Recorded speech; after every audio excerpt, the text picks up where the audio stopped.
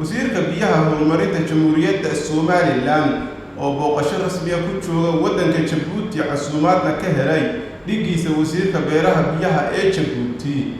ayaa soo booqday safaaradda Somaliland ee ku taala waddanka Djibouti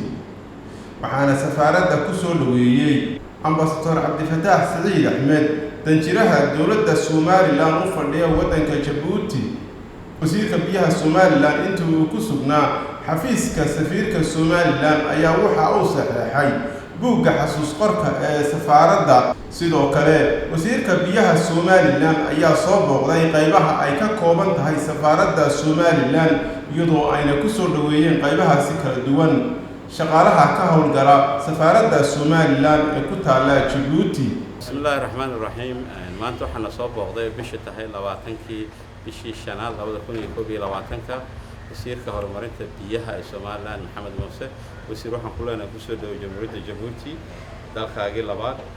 waxaan safaaradda Somaliland maanta booqasho inoogu yimid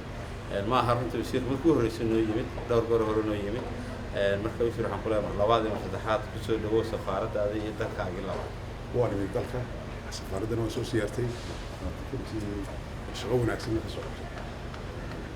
waa ay fid dalka laga soo baxo runtii diiwaanka ayaa dadka ku sugaya customerska ee jooga ama consultation ka doonayaan inay tash ama fiisooyin ka doonayaan waa shaqa ka socota aad iyo aad Maxamed Jaamac Waale warbaahinta qaranka Somaliland Djibouti.